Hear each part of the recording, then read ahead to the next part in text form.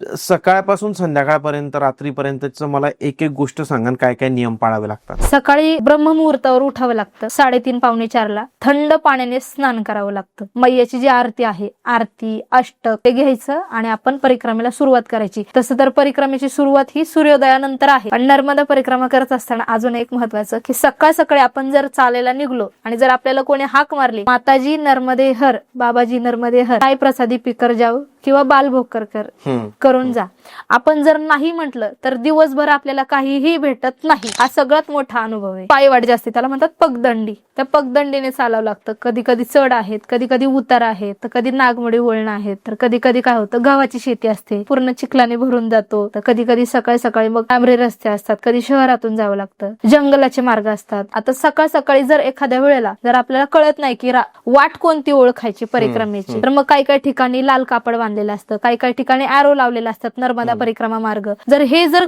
2-3 गोष्टी नसतील तर मग आपण अशा वेळेला ओळखायचं की ज्या दिशेने जास्त पाऊल गेलेले आहेत त्या दिशेने जायचं. 3 वेळा नर्मदे हर हाक मारायची, नर्मदे हर, नर्मदे हर, नर्मदे हर. चौथ्या हाकेला कोणी ना कोणीतरी येतं. गुराखी म्हणा, सकाळ सकाळी एखादी महिला कुठे चाललेली असेल ती येते, किंवा मोटरसायकलला येतो आणि आपल्याला सांगतो की ही दिशा आहे, तुम्ही त्या दिशेने जा. 10-15 किलोमीटर वरती आश्रम असतात, पण तिथं दुपारच्या भोजनासाठी थांबायचं. थांबल्याच्या नंतर काही काही परिक्रमावासी आराम करतात. मग कालची जी कपडे होती ते कोणी धुवून काढतं. वहीवरती त्या आश्रमामध्ये नावं लिहितात, तर ती नावं का लिहिली जातात, तर आपण कुठून आलोय, कोणत्या राज्यातले आहोत, यदा कदाचित काही आपत्ती आली तो व्यक्ती कुठपर्यंत गेला होता हे आपल्याला फॅमिलीला शोधता येईल. मग असं कधी कधी होतं की आपल्याला हे आश्रमामध्ये थांबायचं, आज हे गाव आहे. मग आपल्या मनात काय होतं, आता 3:30-4 वाजले, आता इथून पुढे 3 किलोमीटर आश्रम आहे, मग तिथपर्यंत जाऊ शकतो आपण. मग असं 3-4 किलोमीटर म्हणता म्हणता 30-35 किलोमीटर दिवसाचे होऊन जातात. त्यानंतर आपले नित्यनेमाने आरती करायची, मग भोजन प्रसादीची पंगत होते आणि त्यानंतर विश्रांती होते. उद्या सकाळी उठलं की असं वाटतं आपण काल चाललोच नाही. पूर्ण व्हिडिओ बघण्यासाठी YouTube वर जाऊन बँटर विथ चेतन सर्च करा.